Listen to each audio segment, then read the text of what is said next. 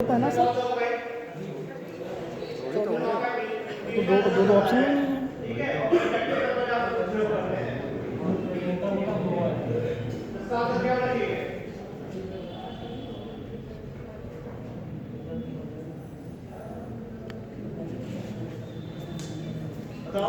Sir fourth में तो option गलत है आपके सर, फोर्थ वाले में। ये चौथे में, हाँ। चौथे में डी आंसर सही होगा। ठीक, नहीं सर, इसमें तो तीन ही है ना सर, कोटा, प्रपोजिव, स्नोबॉल। मैंने लिखा नहीं क्या कहाँ पे?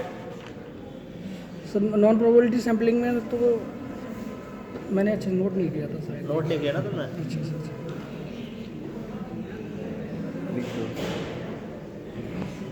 करो। पांचवें का आंसर क्या होगा भाई? स्टडीफाइड सैम्पलिंग इसमें नहीं है। एम्पिरिकल रिसर्च की बात हो रही है। एम्पिरिकल रिसर्च मतलब ये है अनुभवी सोच, जो हम अनुभव के आधार पर करते हैं, जो देख रहे होते हैं, समझ रहे होते हैं, उसके आधार पर हम करते हैं। एम्पिरिकल रिसर्च एक टाइप का है आपका क्वालिटेटिव रिसर्च के अंदर आता है। ठीक है, अब बताओ होगा इसमें। हाँ, इसका आंसर आपका डी होगा। क्लियर? आप पहले इसको समझने के लिए प्रयास करिए कि किस तरीके की ये रिसर्च की बात हो रही है, किस तरीके के डेटा जनरेट की बात हो रही है। ठीक है, उसके बाद अपना सैंपलिंग अपना चुनाव करेंगे।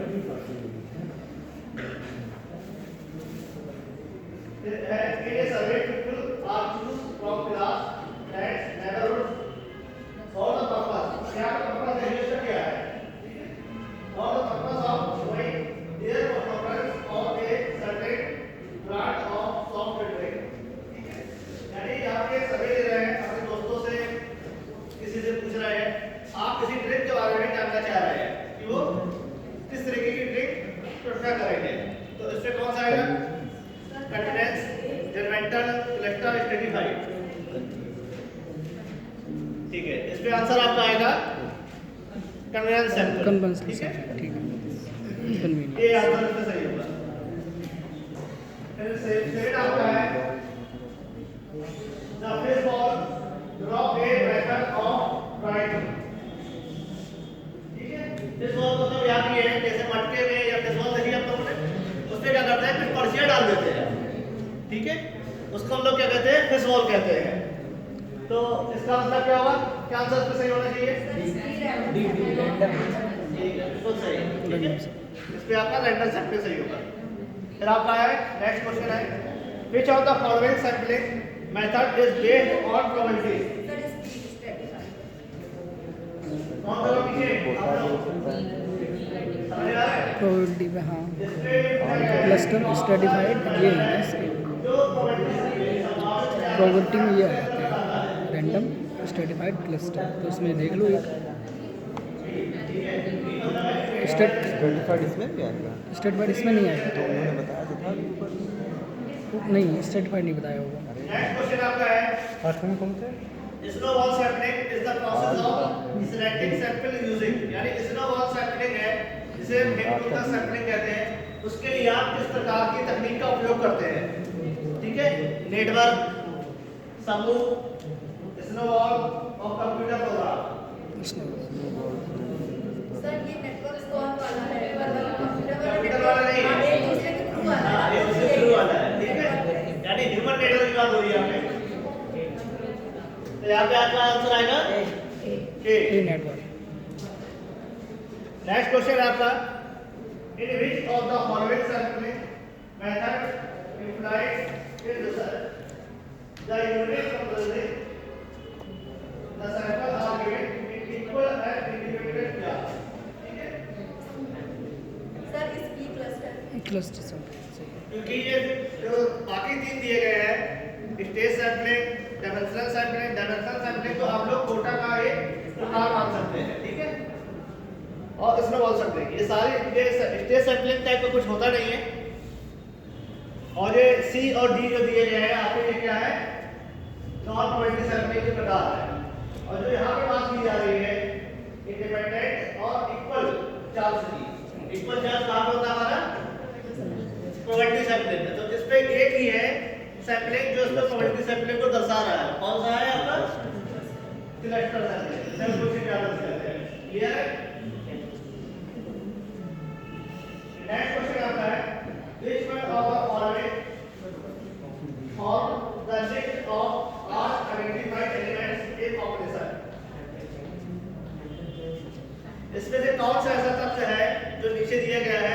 जो पूरे पॉपुलेशन को आइडेंटिफाई करता है, Sampling ठीक है, उसमें मतलब सारे एलिमेंट उसको आइडेंटिफाई करता है।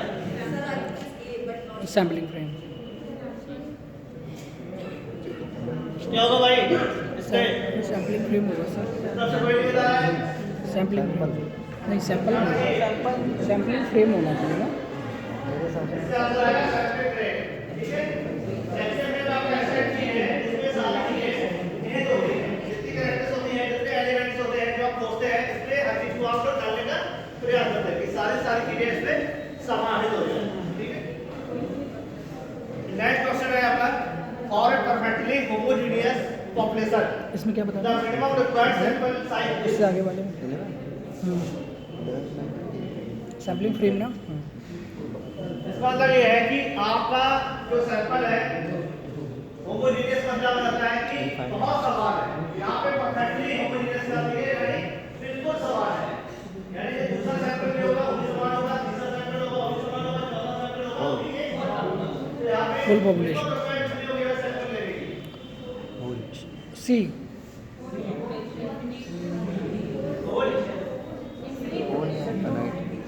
यहाँ पे आपका होगा 8, ठीक है?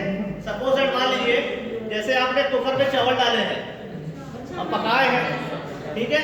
तो यहाँ पे जो परफेक्टली होमोजेनियस यानी जो उसमें ये लिखा होगा जो भी होगा उसमें वही समानता है जो दूसरे सबकी है। अरे एक चावल आप एक और उठा लेंगे उसको हम देने पर क्या तो आप पूरे रिकॉग्नाइज कर लेंगे कि हाँ सारे चावल हमारे यहाँ पे दिया परफेक्टली है, ठीक है? यहाँ पे जो रिक्वायरमेंट आपकी होगी वो 8 होगी। वो बेटा किसको देखते हो? यहाँ सैंपलिंग की बात करते हैं। जहाँ पे मोस्टली हेटेरोजेनियस की बात होती है वहाँ पे होल पॉपुलेशन की बात करते हैं, ठीक है? परफेक्टली होमोजेनियस हेटेरोजेनियस यानी बिल्कुल समानता नहीं है, तो हम सबको इंक्लूड करेंगे। जब हमें हर चीज एक से दिख रही है तो हम क्या करें, एक उठा लें, सबके बाद काम चल जा रहा है नहीं चल जा रहा है? नेक्स्ट हमारा है which of the following sampling method in research are non preventive ways? Sir ये तीसरा है और कोई आपके ग्रुप में आया हुआ है Which of the following sampling method in research are non probability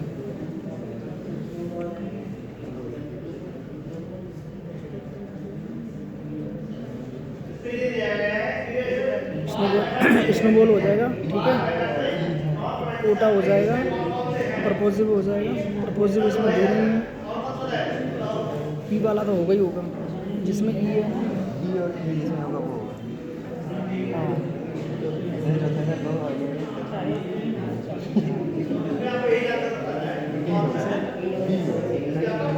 मतलब तीसरा वाला है।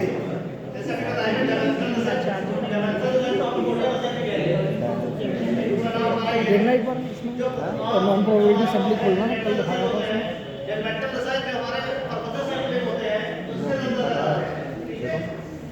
दूसरा ये रहेगा और तीसरा आपका सीरीज पे हो जाएगा इसमें बहुत बड़ा है। ठीक है? तो इसमें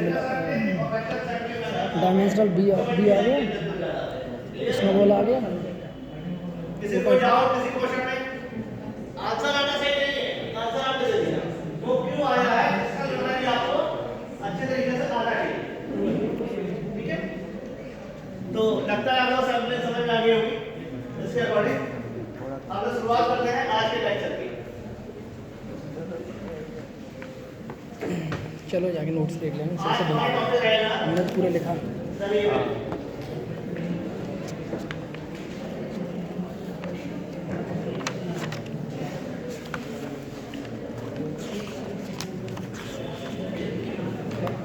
हम तो सोच रहे थे रूम से करके लाने हैं, वहीं पढ़ लेंगे, हमको पढ़ के एलिमेंट है डॉक्टर भाई नाम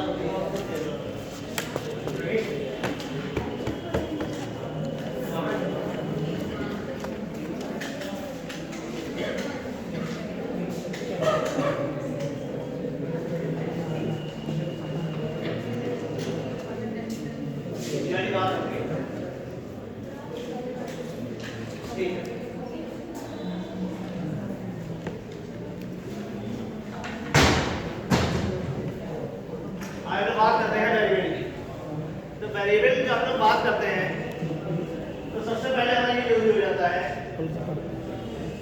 कल से पढ़ाई मापन। ठीक है, वेरिएबल की जो परिभाषा होती है वह जो परिवर्तनीय हो अथवा वह जो मापनीय हो। ठीक है, मोटे मोटे तौर पे है। लेकिन इससे पहले जो परिवर्तन हो रहा है उसका भी हम मेजरमेंट करेंगे और करेंगे मापन भी करेंगे। ठीक है, तो सबसे पहले बात करते हैं मापन की। तो व्हाट इज मेजरमेंट? कौन बताएगा भाई? मेजरमेंट क्या होता है? मेजरमेंट हाँ वो तो हम समझ रहे हैं। मापना दो शब्द होते हैं, एक आपका मापन होता है और एक होता है मूल्यांकन। ठीक है, दोनों शब्दों में भेद समझते हैं।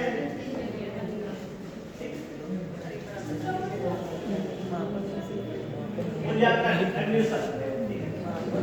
एडमिशन आपका है कोई निरंतर चलने वाली प्रक्रिया है। ठीक है, ये आपका सापेक्ष भी चलता है, निरपेक्ष भी, यानी डायरेक्ट और इनडायरेक्ट दोनों तरीके से मूल्यांकन आपका चलता है। और मूल्यांकन के अंदर अगर एक प्रैक्टिस आती है जिसे हम कहते हैं मापन, मेजरमेंट। मेजरमेंट ये तो दो तरीके से होता है, या तो संख्यात्मक रूप से होगा या तो वो परिमाणात्मक या तो गुणात्मक रूप से होगा। यानी वह मेजरमेंट हम किसी चीज की विशेषता के लिए उसको हम बताते हैं, वो मेजरमेंट होता है। जैसे हम कहें ये है, इसके कई तरीके हैं मेजरमेंट करने के। कौन कौन से होंगे? ये कलर के आधार पर यानी गुण के आधार पर, जैसे हमने कह दिया ये नीला है और कैप इसका क्या है? ब्लैक है। ठीक है, ये हो गया आपका गुणात्मक।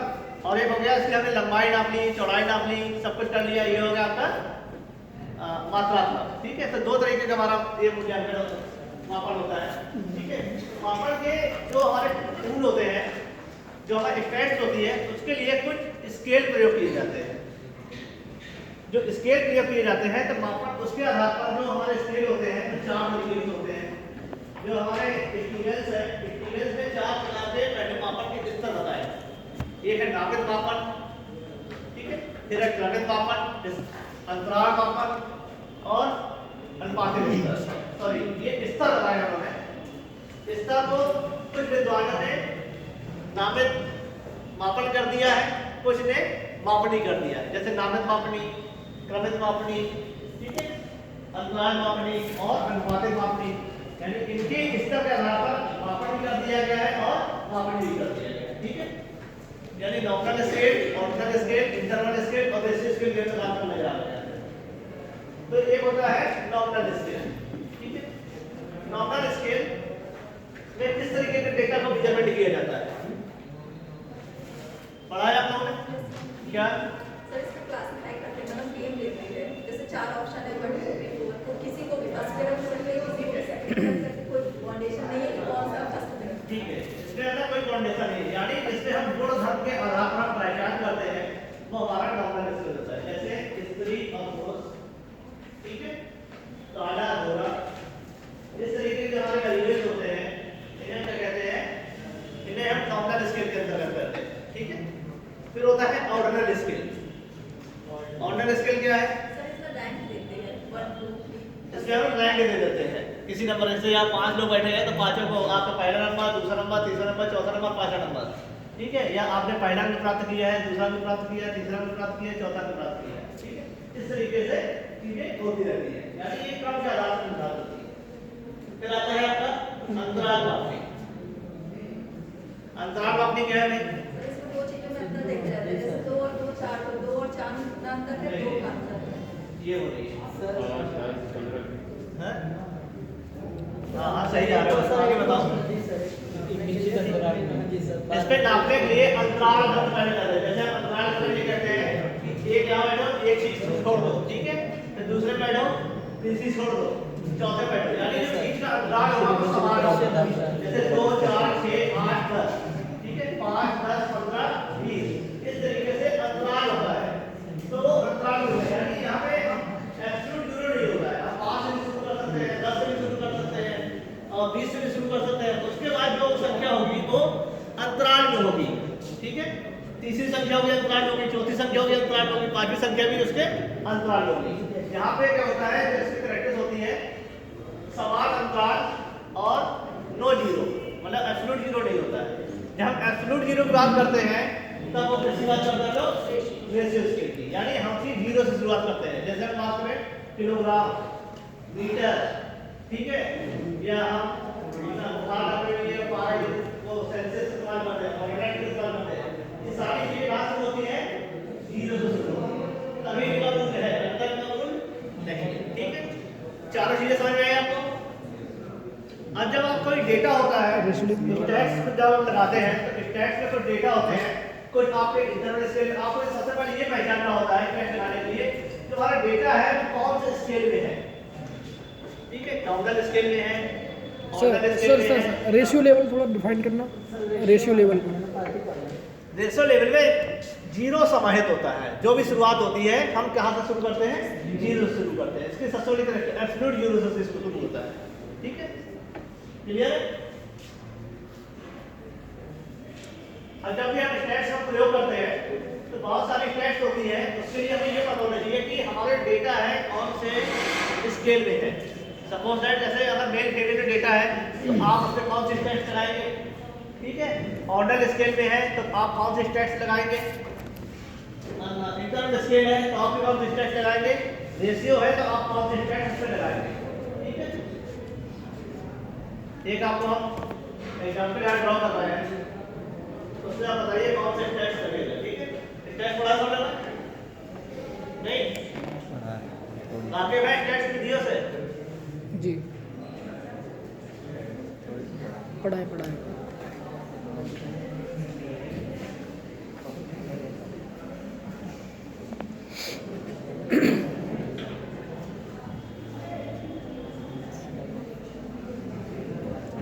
भाई उन्हीं क्वेश्चन में से आई ना, ये भी ऑब्जेक्टिव हुआ। क्वेश्चन हाँ जो अभी तक पढ़ा है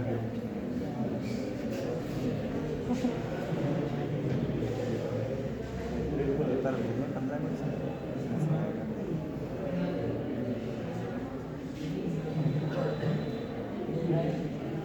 रिसर्च वाले लीडर डब्ल्यू से लगा हुए उनके नाम लिख के अपना भेज देंगे डाल कर लेते हैं तैयार कल को पढ़ के आएंगे तब देखते हैं।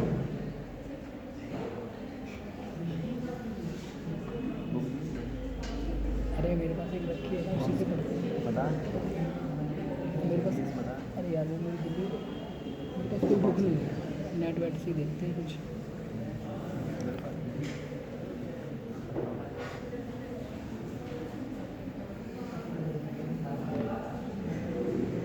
हमारा ये है दोनों कक्षा है कि विद्यार्थियों की शैक्षिक उपलब्धि तथा बुद्धि लब्धि का संबंध ज्ञात करना। ठीक है, हमने डेटा कक्षा 8 के बच्चों का हमने क्या लिया? एक टूल लिया एजुकेशन का, अचीवमेंट का, दूसरा हमने टूल लिया इंटेलिजेंस का। दोनों से उसको हमने प्राप्त कर लिए। अब डेटा हमने इकट्ठा कर लिया। ठीक है, तो अब इसमें कौन सा स्टेप लगेगा? जो सबसे पहले ये बताइए कि इसमें सबसे ज्यादा जो आंकड़े हमें हैं वो किसके लिए जरूरी है? किसका मेजरमेंट करेंगे इस पे? विद्यार्थियों का। ठीक है, दो चीज मेजरमेंट करके मिलाएंगे यहाँ पे, एक आपका शैक्षिक लब्धि और दूसरा आपका बुद्धि लब्धि।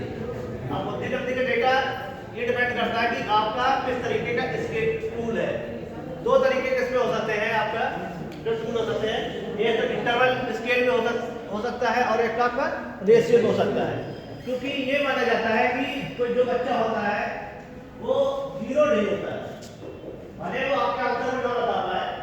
ठीक है, उसको तो ये हम कहते हैं कि उसमें आपकी बुद्धि नहीं भाई, आपने जो पूछा वो नहीं आता होगा लेकिन उसको और आता होगा।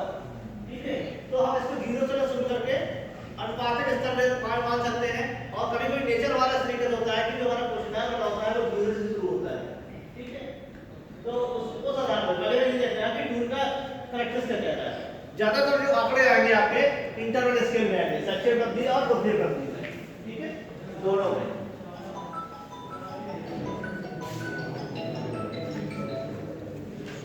दोनों में जो आंकड़े आएंगे आपके या तो इंटरवल में होंगे या तो आपके रेशियो में होंगे। ठीक है, क्लियर? ये आपका नॉमिनल स्केल ऑर्डिनल स्केल में नहीं आएंगे। ये जब आप क्या करेंगे, शैक्षिक उपलब्धि के आधार पर क्रम निर्धारित करेंगे तब वो ऑर्डिनल स्केल पे कहलाएंगे, सब वो अंतराल मापने में नहीं आएंगे। ठीक है, तो डिपेंड ये करता है कि नेचर ऑफ द प्रॉब्लम आपका किस तरीके से है, उसी तरीके से स्केल भी डिपेंड होता है कि आपका किस स्केल में डेटा आपको होना है। जैसे आपका ये होता है कि कक्षा में हमें बच्चों की शैक्षिक वृद्धि का अध्ययन करना, ठीक है, और उसके आधार पर उसको मूल्यांकन करना। तब ये आपका जो डेटा होता है तो आप उसमें निकालते हैं ऑर्डर स्केल पे, यानी आप मूल्यांकन पहले तो हमने उसका मेजरमेंट किया और मेजरमेंट करने के बाद हमने क्या किया, उसको प्रयास किया हमने क्रम में निर्धारित करने, ठीक है। तो इसमें एक खासियत और है, हम अनुपातिक स्तर को अंतराल स्तर में हम इसको डेटा को बदल सकते हैं। अगर हमने डेटा उस पर लिया है रेशियो स्केल, ठीक है, तो हम उसको क्या कर सकते हैं नॉर्मल स्केल पे, सॉरी इंटरवल स्केल पे डेटा हम उसको कन्वर्ट कर सकते हैं, क्योंकि इसमें एब्सोल्यूट जीरो है। जब एब्सोल्यूट जीरो का हम हटा लें तो उसके अकॉर्डिंग हम उसको अंतराल से हम उसको शिफ्ट कर सकते हैं, ठीक है। तो हमारा डेटा है वो इंटरवल स्केल में हम कन्वर्ट कर सकते हैं। लेकिन जो इंटरवल का रेशियो है, क्या रेशियो कन्वर्ट हो सकता है? अगर डेटा आपका जो है आपने लिया है इंटरवल स्केल पे है, क्या उस डेटा को आप रेशियो स्केल में कन्वर्ट कर सकते हैं? नहीं, ठीक है, तो उसको आप कन्वर्ट नहीं कर सकते, परंतु रेशियो वालों को आप इंटरवल में कर सकते हैं। ऐसे ही इंटरवल डेटा को आप क्या कर सकते हैं ऑर्डिनल स्केल में कन्वर्ट कर सकते हैं, परंतु ऑर्डिनल वाले डेटा को आप इंटरवल में नहीं कर सकते, क्योंकि यहाँ पे समान अंतराल होता है 5, 10, 15, 20 या जैसे भी हो, तो आप इसको कब इसका निर्धारण कर सकते हैं। जो अंतराल में आपको डेटा मिला है अंतराल में आप इसका क्रम निर्धारित कर सकते हैं, लेकिन यदि आपने किसी का क्रम निर्धारित कर दिया गया है तो उसको आप इंटरवल में कन्वर्ट नहीं कर सकते, ठीक है, क्लियर है। ऐसे ही जो क्रमिक स्तर पर डेटा आता है, जो ऑर्डिनल स्केल में डेटा होता है, ठीक है, उसको आप नॉमिनल स्केल में कन्वर्ट कर सकते हैं, परंतु नॉमिनल स्केल का जो डेटा होता है वो आप ऑर्डिनल स्केल में कन्वर्ट नहीं कर सकते हैं। तो ये चीज हमेशा ध्यान रखिए, क्लियर है। यहाँ तक किसी को भी दिक्कत? सबसे पहले क्योंकि हम जब वेरिएबल की बात करते हैं हम यही बात करते हैं, क्योंकि जो वेरिएबल होता है हमेशा स्टैट्स का प्रयोग करते हैं या किसी चीज का हम डेटा लेने के लिए प्रयोग करते हैं, तो हमें जान लेना चाहिए कि हमारा डेटा को किस स्तर पे है, उसके बाद हमें आगे बढ़ना चाहिए। यहाँ तक पहुँचने के लिए अब हम पढ़ते हैं चर की खासियत क्या होती है, किस तरीके के चर होते हैं, तभी हम बता पाएंगे कौन सा हमारा डेटा नॉमिनल स्केल में है, कौन सा ऑर्डिनल स्केल पे है, कौन सा इंटरवल स्केल पे है, तभी हमारा रेशियो स्केल पे है। यहाँ तक हमें पहुँचना है, तभी आप कोई स्टेट लगा सकते हैं, तभी आप कोई निश्चित मूल्यांकन तक आप पहुँच सकते हैं, निष्कर्ष तक पहुँच सकते हैं। तो पहले वेरिएबल की बात करते हैं। What is the variable? Any measurement attribute of object things of being is called variable, ठीक है। यानी हम कहते हैं कि किसी प्राणी वस्तु यह चीज के मापने योग्य गुणों को चर कहा जाता है, ठीक है। ये परिभाषा है डिएमेटो की, इन्होंने जो एजुकेशन साइकोलॉजी बुक है उस पर ये परिभाषा इन्होंने दी गई है। इसके आधार पर हम दो विशेषताएं निकाल सकते हैं। पहला हमारी विशेषता होगी किसी भी वस्तु की यह घटना को चर कहलाने के लिए आवश्यक है कि उसमें मापे जाने का गुण होना चाहिए। जो पहली जो परिभाषा कहा गया है मापने योग्य गुणों को चर कहा जाता है। यदि वो चीज मापने योग्य नहीं है तो वो चर नहीं होगी, यदि वो मापने योग्य है वो चर कहलाएगी। तो कुछ चीजें होती है जो मापने योग्य नहीं होती है, ठीक है, मानवीय गुण होते हैं। जैसे अगर यह गुण नहीं है तो उसमें शोध में चर की श्रेणी में नहीं रखा जा सकता है। यदि कोई चीज आप जैसे इसमें दो चीजें दी है, एक आपका भ्रम दिया गया है और एक आपका प्रशासन दिया गया है, ये होते मानवीय गुण है, लेकिन आप उसको मेजरमेंट नहीं कर सकते, इसलिए इसको शोध की श्रेणी में नहीं रखते। क्या कोई कर सकता है भाई? भ्रम का कोई मेजरमेंट कर सकता है? प्रशासन का आप उसके थोड़ा बहुत सकते हैं लेकिन परफेक्ट मेजरमेंट आप नहीं कर सकते, इसलिए इसको चर नहीं कहते हैं। तो सबसे बड़ी विशेषता है कि वह जिसमें मापे जाने के गुण हो वह हमारे वेरिएबल होते हैं। क्लियर है? दूसरा हमारा इसकी विशेषता एक और होगी, चर कहलाने के लिए किसी वस्तु चीज या प्राणी के गुणों को मापन से मात्रात्मक ढंग से हो रहा हो यह जरूरी नहीं है। यदि उनका मापन गुणात्मक ढंग से भी होता है तो उसे चर की श्रेणी में भी रखा जा सकता है। यानी मापने योग्य है, मापने योग्य मतलब ये नहीं कि आप लंबाई चौड़ाई मोटाई में नापे। यदि आप कुछ उसमें गुण धर्म के आधार पर भी उसको मेजरमेंट करना चाहते हैं तो वो भी आपका क्या कहते हैं चल कहलाएगा। जैसे कि आपका रिलीजन है, ठीक है, रिलीजन में आ गया हिंदू, मुस्लिम, सिख, ईसाई, तो ये तरीके से आपके यहाँ पे मेजरमेंट नहीं चल रहा है, ठीक है। दूसरा आपका जेंडर आ जाएगा और तीसरा आपका इंटेलिजेंस आ जाएगा। इंटेलिजेंस दोनों तरीके से मेजरमेंट हो सकता है, मात्रात्मक रूप से ही और आपका गुणात्मक रूप से भी। इंटेलिजेंस एक ऐसा लेवल है जिसे आप क्वांटिटी रूप में बता सकते हैं और क्वांटिटी रूप से बता सकते हैं। जैसे कि अच्छी तो बहुत अच्छे इंटेलिजेंस हो, कम इंटेलिजेंस हो, तो इस तरीके से हो, ठीक है। ये हो जाता है और उसके स्कोर के आधार पर भी हम उसकी कैटेगरीज को डिवाइड कर सकते हैं। क्लियर है? तो यहाँ पे एक चीज क्लियर होती है कि जो चीज मापने योग्य है वो हमारे चर होते हैं, ठीक है। जो चीज मापने योग्य नहीं है वो हमारे चर होते हैं, नहीं होते, नहीं होते। क्लियर है?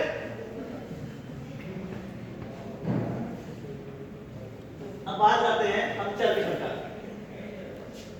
तो तीन तरीके के हमारे चर होते हैं जिनकी हम जो वर्गीकरण चरों को हम कर सकते हैं। पहला कार्बनिक संबंधों का आधार पर, बेसिस ऑफ कैजुअलिटी, ठीक है। फिर basis of measurement, basis of unit of measurement, मापन की इकाई के आधार पर। और तीसरा है बेसिस ऑफ स्टडी, यानी आपका स्टडी का प्रकार किस तरीके का है, ठीक है, अध्ययन के अंतर के आधार पर। क्लियर है? तो हम तीनों की बात करेंगे। सबसे पहले बात करेंगे कार्बनिक संबंधों के आधार पर, बेसिस ऑफ कैजुअलिटी की बात करेंगे।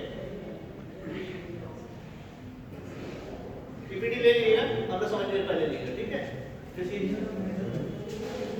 जब बेसिस ऑफ कैजुअलिटी की बात करते हैं, ठीक है, यानी कैजुअली कोई घटना है या कोई कारण है, जब हम ये चीज पता करना चाहते हैं तो तीन तरीके के मान आते हैं। एक आता है हमारा स्वतंत्र चर आता है, और एक आश्रित चर आता है, और एक हमारा संगत चर आता है। इसके अलावा भी कुछ चर और होते हैं जिसको समाहित नहीं किया गया है। एक होता है कंपाउंडिंग वेरिएबल, हिंदी में उसका पता नहीं है क्या कहते हैं, अंग्रेजी में बता दें। कंपाउंडिंग वेरिएबल एक होता है,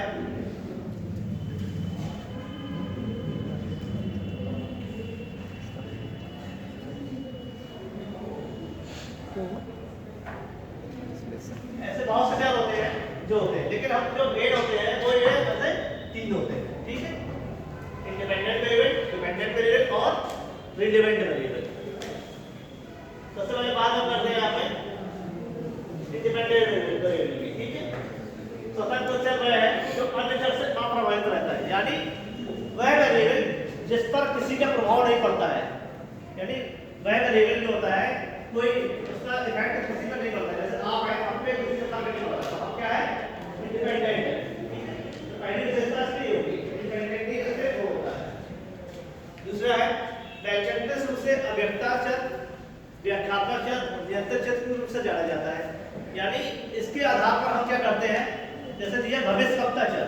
भविष्यवक्ता चर का मतलब ये कहते हैं कि जब हम चर होता है तो उसके आधार पर हम किसी के घटने या बढ़ने की एक भविष्यवाणी करते हैं। जैसे हम कहें, यदि हम आपको कोई ज्ञान दे रहे हैं तो आपका ज्ञान बढ़ जाएगा, ठीक है। यदि आप हम सही ज्ञान नहीं दे रहे तो आपका ज्ञान घट जाएगा। यानी हमें जिस तरीके से हम दे रहे हैं आपको, या तो आपको अच्छा बना देंगे या तो आपको खराब देता है। डिपेंड ये करता है कि आप नॉलेज किस तरीके से दे रहे हैं। तो जो नॉलेज है यहाँ पे आपका क्या है, इंडिपेंडेंट वेरिएबल। आपको जो सीखना है यहाँ पे क्या है, वो डिपेंडेंट वेरिएबल। यानी इन नॉलेज के आधार पर हम आपकी भविष्यवाणी कर पा रहे हैं कि आप अच्छे बनेंगे या खराब बनेंगे, ठीक है। ये भविष्यवक्ता हो गया। व्याख्यात्मक चर, यानी इसके आधार पर हम आपकी व्याख्या भी कर सकते हैं, जो परिणाम आए हैं उसके आधार पर हम उसकी इंटरप्रिटेशन भी करते हैं, ठीक है। यदि ये ऐसा है तो ये इस तरीके से होना चाहिए, ये ऐसा है तो इस तरीके से ऐसा होना चाहिए। जैसे हम कहें क्या कहें, जैसे रंग होते हैं, जैसे दो रंग मिला देते हैं तो इसके तरीके से ये बन जाता है, ठीक है। ऐसे इंडिपेंडेंट है दोनों, लेकिन यदि हम कुछ में मिलाना चाहें, अगर कोई ऐसा करना चाहे तो दोनों मिल जाते हैं, तो हम इंटरप्रिटेशन करने लगते हैं कि इसमें मिलाने से ये चीज ऐसी हो जाती है, ठीक है। नियंत्रण चर, नियंत्रण चर के रूप में इसलिए इसको जाना जाता है क्योंकि ये हमेशा कंट्रोल्ड किए जाते हैं। यानी हमारा इफेक्ट कहीं प्रयोग का ये इफेक्ट पड़े, ये महसूस करना चाहते हैं कि जो हमारे निष्कर्ष आए हैं, जो हमारे कंक्लूजन आए हैं, वो हमारे केवल प्रयोग के द्वारा ही आए, उससे और किसी चीज का प्रभाव ना पड़े, ठीक है। नेक्स्ट इसकी विशेषता आता है मैनिपुलेशन। ये का मतलब होता है यहाँ पे मैनिपुलेशन, अर्थात यहाँ पे जो आपका इंडिपेंडेंट वेरिएबल है उसके जो लेवल है उस पे फिर मैनिपुलेशन किया जा सकता है, इसको घटाया भी जा सकता है और बढ़ाया भी जा सकता है। जैसे मान लीजिए कि ग्रोसरी का आपकी जो क्लास में बहुत ज़्यादा फर्क पड़ता है, ठीक है। अब ग्रोसरी अगर ज़्यादा कर देंगे और हम कम भी कर सकते हैं।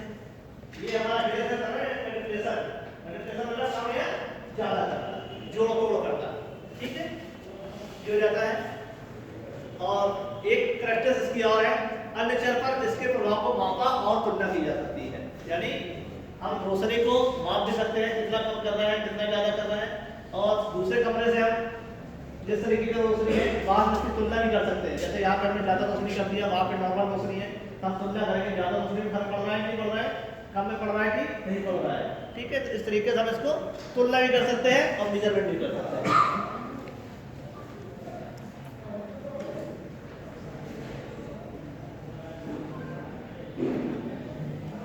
और वास्तविक रूप में हम इसे कह सकते हैं जिस चर में प्रयोग करता और बर्तन ये जोड़ तोड़ करता है उसे स्वतंत्र चर कहते हैं, ठीक है। स्वतंत्र चर को कारण चर भी कहा जाता है। इसे प्रभावित करने वाला चर इन्फ्लुएंसिंग वेरिएबल होता है। कहा जाता है कि क्योंकि दूसरे चर को प्रभावित करता है, यानी जो स्वतंत्र चर है वो आपके चीजों को प्रभावित करता है, ठीक है। यहाँ पे कुछ उदाहरण दिए गए हैं। पढ़ने का तरीका जैसे आपका है, यदि आप कुछ बेहतर कर ले तो आप कुछ अलग तरीके सीखेंगे, कोई अलग तरीके से पढ़ेंगे तो अलग तरीके से सीखेंगे, कोई अलग तरीके से पढ़ेंगे तो डिपेंडेंट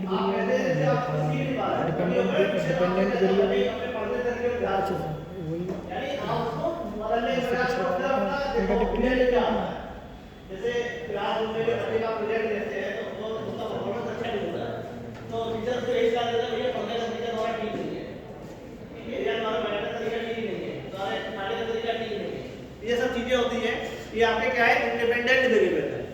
फिर बुद्धि है, अवृत्ति है, व्यक्तित्व है, प्रेरणा है, आयु है, ये सारी चीजें हैं जो आपके जो इंडिपेंडेंट वेरिएबल काम करती है, ठीक है। ये हमेशा ध्यान रखिए, कारण चर और इन्फ्लुएंसर, यानी जिसका प्रभाव हम देख रहे हैं, ठीक है, वो हमारा हमेशा इंडिपेंडेंट वेरिएबल होगा। क्लियर है? एग्जांपल के रूप में हम दे देते हैं, एक वैज्ञानिक और बंद पर एक प्रकाश बदलकर पतंगों को व्यवहार कर प्रकाश के प्रभाव और अंधेरे का परीक्षण कर रहा है, ठीक है। क्या तो बेसिक हो गया है और शब्द गलत लग गया है, ठीक है। यानी यहाँ पे ये एक्सप्लेनेशन हम इस तरीके से कर दे रहे हैं, जो एक वैज्ञानिक है, रोशनी है, कीट पतंग होती है, वो कैसा व्यवहार करती है, यानी ज्यादा रोशनी होगी किस तरीके से व्यवहार करेगी, कम रोशनी होगी कैसे व्यवहार करेगी, अंधेरा होगा किस तरीके से व्यवहार करेगी, यह वो जानना चाह रहा है, ठीक है। तो यहाँ पे स्वतंत्र चर है, तो आपका क्या होगा, यहाँ पे क्या होगा, राइट, ठीक है। और जो आपका आश्रित चर होगा वो क्या होगा, कीट पतंगों की प्रक्रिया, ठीक है। एक उदाहरण और है, एक अध्ययन संयंत्र रजकता पर तापमान के प्रभाव पर निर्धारित करने के लिए किया जा रहा है, यानी कितना तापमान कर दिया जाए कि उसका कलर प्रभावित हो। एक आप देखते होंगे कि देखा कुल्हाड़ी को देखा है गर्म होते हुए, या कोई होता है कोई धातु होता है उसको गैस करते हैं तो उसकी गर्म हो जाती है, कितने तापमान को करें कि उसका कलर किस तरीके का हो जाए, ठीक है। तो वो देखा जाता है कि तापमान का प्रभाव उसकी कितना पड़ता है, ठीक है। तो यहाँ पे जो तापमान है वो आपका क्या है, स्वतंत्र है, क्योंकि आप तापमान को कम कर सकते हैं और ज्यादा कर सकते हैं। और रंग है वो आपका क्या है, आश्रित चर है, ठीक है। यानी जो कुल्हाड़ी है या चम्मच है, जो भी चीज आप गर्म कर रहे हैं, जो उसका जिसको आप रंग दिख रहा है वो एक ध्यान करेंगे, जिस पर ये ऐसा गर्म जाएगा, डिग्री सेल्सियस पे आप गर्म करेंगे तो ये ऐसा हो जाएगा। इस तरीके से दोनों चीजें में डिवीजन होता है। तो क्लियर है यहाँ पे।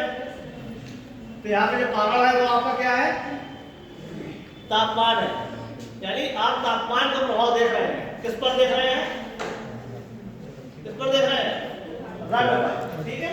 यानी रंग परिवर्तित हो रहा है कि नहीं हो रहा है। नेक्स्ट बात करते हैं हम लोग, दो तरीके के स्वतंत्र चर होते हैं हमारा, टाइप ई और टाइप एस। एक होता है ट्रीटमेंट वेरिएबल, ठीक है, और एक होता है हमारा ऑर्गेनाइजेशन वेरिएबल। टाइप ई करते हैं।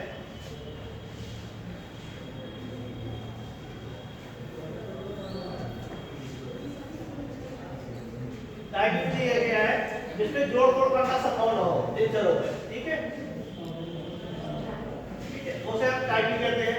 जैसे पढ़ने का तरीका, यानी यहाँ पे ये कहता है जैसे हमने एक बार आपका पढ़ने का तरीका ले लिया, तो उससे हम क्या करते हैं, जोड़ तोड़ आपका संभव है। एक होता है डायरेक्ट सिलेक्शन के आधार पर हम करते हैं, उसमें जोड़ तोड़ करते हैं, और एक इलेक्ट्रिक के आधार पर हम जोड़ तोड़ करते हैं, ठीक है। इलेक्ट्रिक मतलब यहाँ पे ये हुआ कि जब हमने ले लिया कि जब हमने अध्ययन को शामिल कर लिया, तब हम जोड़ तोड़ करते हैं। हम पहले उससे जोड़ तोड़ नहीं करते हैं। जैसे हम पढ़ने का तरीका है, आप पढ़ रहे हैं तो अभी आपसे आज कोई मतलब नहीं है, ठीक है। यदि हमने अपने अध्ययन को अपने शामिल कर लिया तब हम आपको मॉड्यूलेशन करेंगे, ठीक है। तो ये हमारा इलेक्टिव हो गया, यानी चुनाव करने में, यानी स्टडी के बाद जब हमने स्टडी चुनाव कर लिया तब उसको समाहित किया, तब ये उस पे होता है। पहले इस पे कोई जोड़ तोड़ संभव नहीं होता है, ठीक है।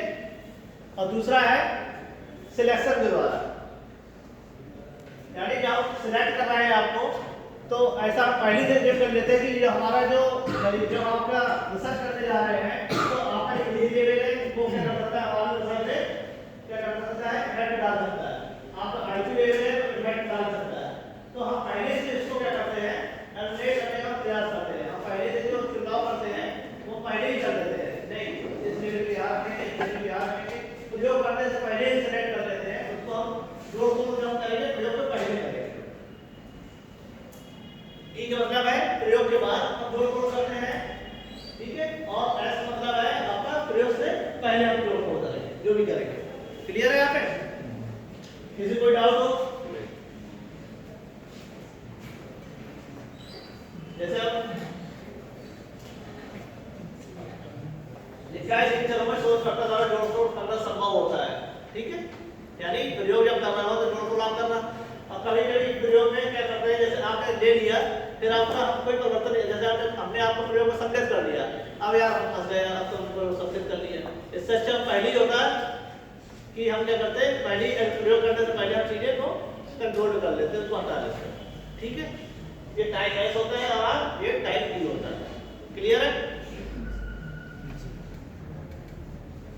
अब बात करते हैं लोग आश्रित चर की।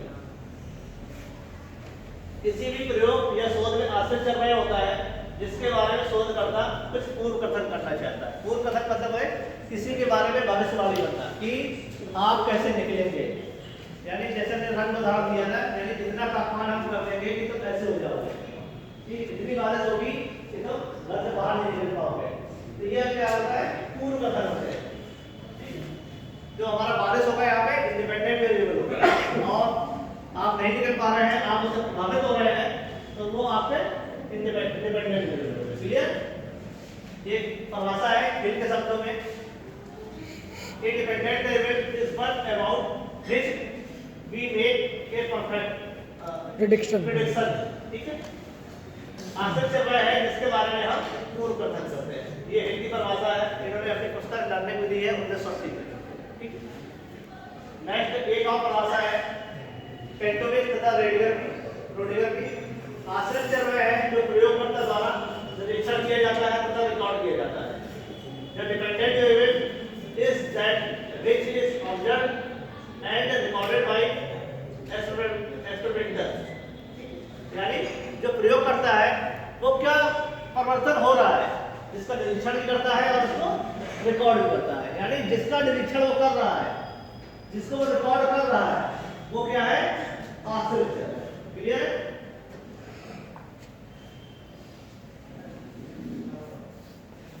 नेक्स्ट करना पड़ते हैं इसकी विशेषताओं की तरफ।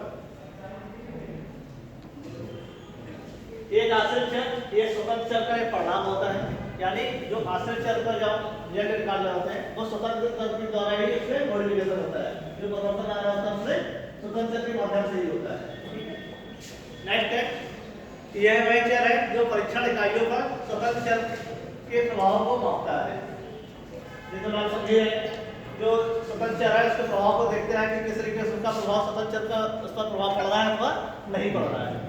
इसे कसौटी या मापे चर के रूप में भी जाता है, यानी वो कसौटी पे खरा उतर रहा है नहीं उतर रहा है, जैसे कि कहते हैं तो इतना अच्छा बढ़ा देंगे कि तुम देखने लायक होगा। तो उस कसौटी का मतलब ये एक क्राइटेरिया है, उस क्राइटेरिया में वो फिट बैठ रहा है नहीं बैठ रहा है, ये जिसकी हम बात करते हैं।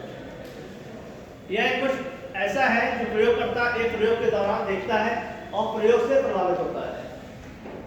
ठीक है, यह कुछ अन्य कारकों के जवाब में बदलने की उम्मीद है, यानी शोधकर्ता की जो होता है कि किसी एक उम्मीद रखता है यार भैया परिवर्तित हो जाओ, हम इतना कुछ कर रहे हैं, कुछ तो रिजल्ट दिखा दो, कुछ तो रिजल्ट दिखा दो, यानी एक उम्मीद मान देता है कि यार इस पर कुछ तो परिवर्तन होगा।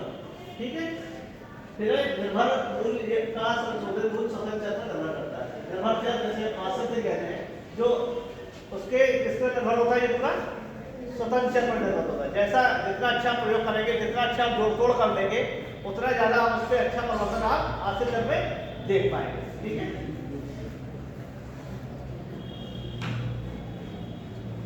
एग्जाम्पल है कोई प्रयोग करता है 5 साल के बच्चे में कोई विशेष व्यवहार जैसे सीखने की प्रक्रिया का अध्ययन करना चाहता है। ठीक है, इसके लिए क्या है, उसने क्या किया है, इस पर वह विशेष रूप से देखना चाहता है कि पुरस्कार देने ना देने से सीखने की प्रक्रिया में कोई अंतर होता है अथवा नहीं होता है।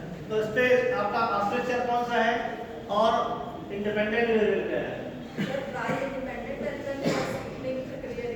ठीक है, बिल्कुल सही उन्होंने बताया कि हमारा प्राइस है, तो प्राइस हम दे रहे हैं कि नहीं दे रहे हैं, ये हमारा ये जोड़ तोड़ है, ये हमारा क्या है, इंडिपेंडेंट वेरिएबल है। लेकिन हम जो उसका मॉडिफिकेशन देखना चाहते हैं, किसमें देखना चाहते हैं? ठीक है, अगर पूर्ण कथन करना चाहते हैं, किस पर करना चाहते हैं? सीखने की प्रक्रिया। ठीक है, सीखने की प्रक्रिया, यानी जो सीखने की प्रक्रिया है वो उसकी परिवर्तित हो रही है अथवा नहीं हो रही है, ये हम देखना चाहते हैं, इसी को हम पूर्वकथन करना चाहते हैं। तो ये हमारा हमेशा डिपेंडेंट वेरिएबल होता है। क्लियर है?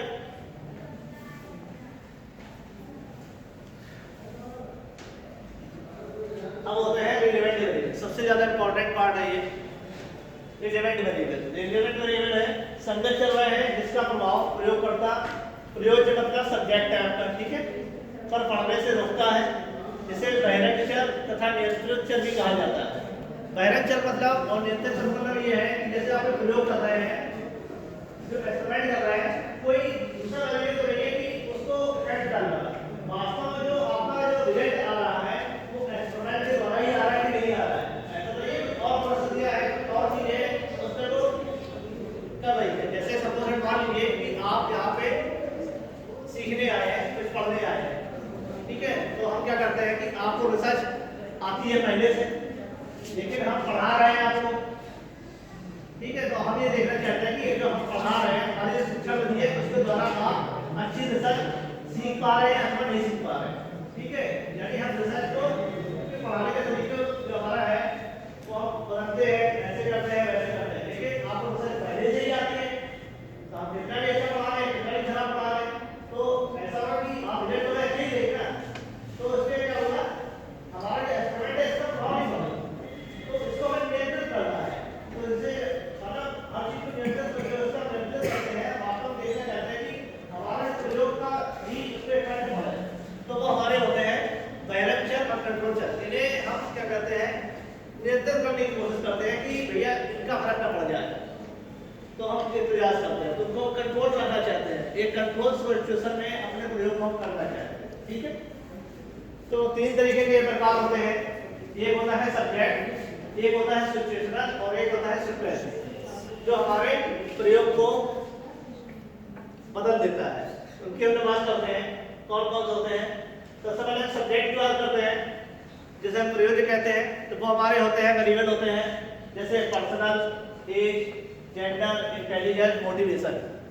ठीक है, यदि हम प्रयोग कोई करना चाहते हैं, बच्चों को भी प्रयोग करना चाहते हैं, लेकिन उसके अंदर मोटिवेशन उसके लिए पहले से भरा है, उसकी एज इतनी मैच्योर है वो सीख ही सकता है। ठीक है, और या तो जेंडर होता है, जैसे लड़कियां भी ज़्यादा सीख सकती हैं, लड़के कुछ कम सीख सकते हैं, ये पहले से होता है, आप उसमें क्या जाता है, तो आप इसे क्या करेंगे, कंट्रोल करने का ये कोशिश करेंगे कि इसे कंट्रोल करने, इसका प्रभाव हमारे एक्सपेरिमेंट में नहीं पड़ना चाहिए, यानी जो हमारा जो एक्सपेरिमेंट का रिजल्ट है इसके अकॉर्डिंग नहीं जाना चाहिए कि उसकी एज इस अकॉर्डिंग भैया वो तो सीख ही सकता था, सकता था, ठीक है, उसका टेलियर लेवल अच्छा था वो सीख ही सकता था, उसके बाद पहले मोटिवेशन था वो सीख ही सकता था, ठीक है, ये आपको कंट्रोल करना है। फिर सिचुएशनल होती है, जैसे आप यहाँ पे बैठे हैं, अब हम पढ़ा रहे हैं, ठीक है, और पढ़ाने का हम ये देख रहे हैं कि आप में भाई ज्ञान आ रहा है कि नहीं आ रहा है, तो इसमें हो सकता है भैया हम पढ़ा खूब अच्छा रहे, आप पढ़ भी खूब अच्छा रहे, लेकिन डाइट ही खराब है, रोशनी नहीं है, कमरे में अंधेरा है, ठीक है, बहुत ज़्यादा शोर हो रहा है, बहुत ज़्यादा गर्मी है, बहुत ज़्यादा सर्दी है, तो इतना फर्क पड़ता है।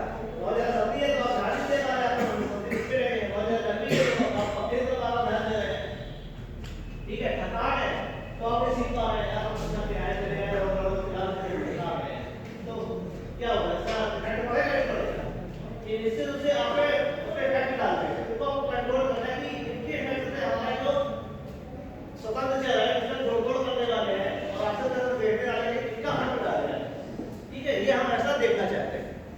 दूसरा है सीक्वेंस, यहाँ पे एक एग्जांपल लिया है, सीक्वेंस ऑफ द क्वेश्चन, जैसा कि कोई क्वेश्चन दिया, कभी कभार ऐसा होता है कि आपका कोई टेस्ट लेते हैं कि एक तो पहले ही सबसे ज़्यादा बहुत ज़्यादा कठिन क्वेश्चन रख दिए जाते हैं, तो आपका जो इंटेंशन है वो पहले से हमारे 10 क्वेश्चन खराब हुए, तो आने वाले जो आपको करना है तो आप उतना परफॉर्म नहीं कर पाते हैं जो आपको करना चाहिए, तो जब भी आप प्रयोग कर रहे हैं तो आपको सीक्वेंस ध्यान रखना चाहिए कि पहले आपका ये करना है, दूसरे स्टेप आपको ये करना है, तीसरे स्टेप को ये करना है, चौथे स्टेप ये करना है, कहीं आपने सीक्वेंस को आपने बिगाड़ा तो आपका प्रयोग भी आपने यहाँ पे खराब होने लगता है। तो ये सारे जितने वेरिएबल्स होते हैं ये आपके बहिरा विचार कहलाते हैं, ठीक है, और इसे हम कंट्रोल करना चाहते हैं कि जितना ज़्यादा हम कंट्रोल कर लेंगे उतना ज़्यादा हम अपना एक्सपेरिमेंट पर हम दबाव दे सकते। क्लियर है? किसी में इसमें कोई दिक्कत हो? अभी एक चर की बात हुई हमारी, कौन सी? कारण संबंध, कारण, ठीक है, यानी जो कैजुअल बेसिस के हमारे वो वेरिएबल है, हमने केवल कुछ नहीं बात की। हम नेक्स्ट पढ़ रहे हैं, इसके किसी कोई प्रॉब्लम कोई नहीं समझ में आ रही हो, अगर आपको काम दिया जाएगा इससे संबंधित, इसलिए आज अच्छे समझ लो। नेक्स्ट आता है आपका मापन की इकाई के आधार, ठीक है, basis of unit of measurement. तो इसमें दो तरीके के क्या होते हैं, एक तो एक्टिव वेरिएबल होते हैं अपने और एक एट्रीब्यूट वेरिएबल होते हैं, ठीक है। शोध में जिन चरों में जोड़ तोड़ किया जाता है तो हमारे क्या होते हैं, एक्टिव वेरिएबल होते हैं, यानी वो बराबर एक्टिव रहते हैं, कम ज्यादा कर रहे हैं, ठीक है, तो हमारे एक्टिव वेरिएबल है।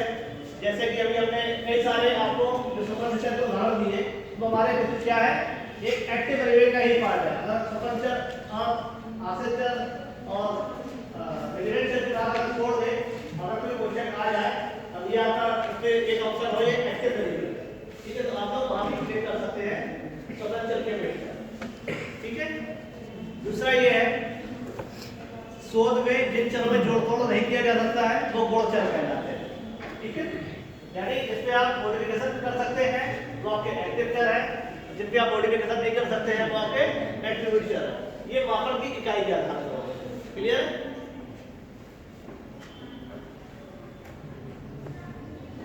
फिर होता है आपका नेक्स्ट आता है बेसिस ऑफ स्टडी। दो तरीके के चर होते हैं, एक क्वालिटेटिव एक क्वांटिटेटिव होता है, सॉरी, एक क्वालिटेटिव होता है और एक क्वांटिटेटिव होता है। जिन चरों को मात्रा के रूप में व्यवस्थित नहीं किया जा सकता उसे हम गुणात्मक चर कहते हैं, यानी ऐसी कोई इकाई जिसे आप मात्रा में मेजर नहीं कर सकते, ठीक है, तो वो हमारे क्या हो गए, गुणात्मक चर। जैसे आपका है कि आप आपके कैरेक्टर बतानी है, ठीक है, कैरेक्टर से क्वालिटी बतानी है, तो क्वालिटी आप बताते हैं कि आप गोरे हैं, आप काले हैं, आप क्या है, खराब है, ठीक होता है, जैसे क्लास का एनवायरनमेंट बहुत अच्छा है, ये आप क्वालिटी नहीं डाल सकते हो, क्वांटिटी नहीं डाल सकते, तो आप क्वालिटी नहीं डाल सकते हैं, ठीक है।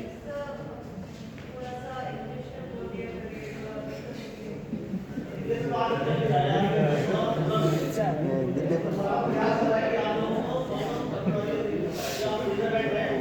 वो पूरा क्वांटिटी होता है, ठीक है, पढ़ाया जाएगा।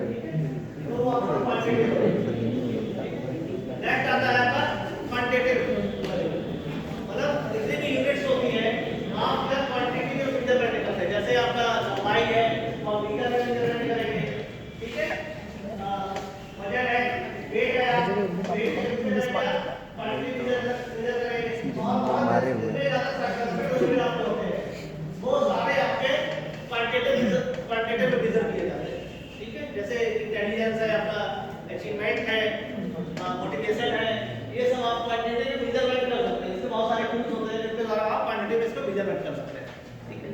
अब जो क्वांटिटेटिव वेरिएबल होते हैं वो हमारे टू टाइप के होते हैं। कौन कौन से होते हैं ये बताइए। जो हमारे क्वांटिटेटिव वेरिएबल है वो हमारे टू टाइप होते हैं। कौन कौन से होते हैं?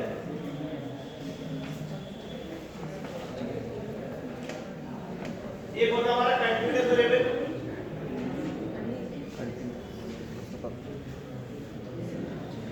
ठीक है, जैसे हम कहते हैं सतत चर, ठीक है। दूसरा हमारा होता है डिस्क्रीट वेरिएबल, जैसे हम कहते हैं असतत चर, ठीक है, क्लियर। एक होता हमारा जो क्वांटिटेटिव का ये प्रकार है, एक हमारा है कंटीन्यूअस वेरिएबल और एक हमारा है डिस्क्रीट वेरिएबल। कंटीन्यूअस वेरिएबल का मतलब ये है कि जो मात्रा होती है वो कंटीन्यूअसली में माप सकते हैं, यानी वो डेसिमल में हो सकती है। जैसे आपकी लंबाई है, आपकी चौड़ाई है, आपका वेट है, ये आपका इंटेलिजेंस लेवल है, ये आपका कंटीन्यूअस लेवल का एग्जांपल है। यानी ये 5.2 भी हो सकता है, 5.3 हो सकता है। ये आपका किसका एग्जांपल है? कंटीन्यूअस वेरिएबल का। फिर होता है डिस्क्रीट वेरिएबल, जिसमें हम दशमलव में मेजरमेंट लगाते हैं। जैसे पुस्तकालय की किताबों की संख्या, जैसे मेजरमेंट कर सकते हैं, ठीक है। विद्यार्थियों की कक्षा संख्या, विद्यालय में कमरों की संख्या, ये सब आपके किसके उदाहरण है? Discrete variable. जैसे हम डिस्क्रीट नहीं कर सकते, खंडों में वैसे नहीं कर सकते, क्लियर है। तो ये आप देखिए दो तीन तरीके हो गए। तो इतने प्रकार के आपके चर होते हैं। किसी का मुझसे कोई पूछना हो, किसी में कोई बात आ रही हो, कोई जनरल क्वेश्चन करने हो तो वो अपना कर सकता है।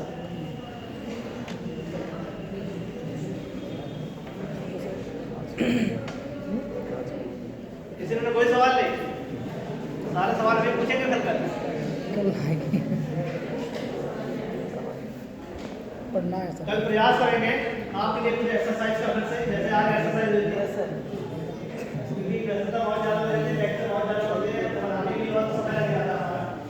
तो कल हमारा डांस लेक्चर है आपके साथ, तो जो भी है पढ़ाया है, जो आपको करना हो, कोई लिखना समझ आ रही हो, प्रैक्टिकली रूप से कैसे उसका यूज किया जाता है वो कल हम लोग डिस्कस करेंगे। पीपीटी तो मिलेगा इसी से बनेगा, इसकी पीपीटी मिलेगी इससे बनेगा।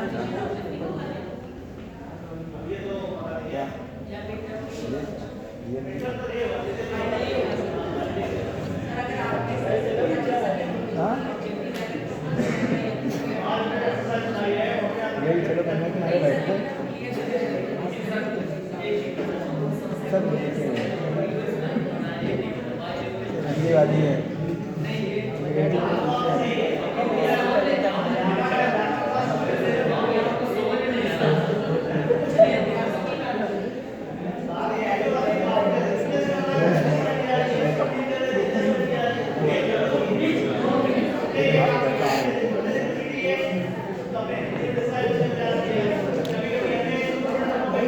उर्दू वाले भी हैं, उर्दू वाले भी हैं, उर्दू वाले भी हैं।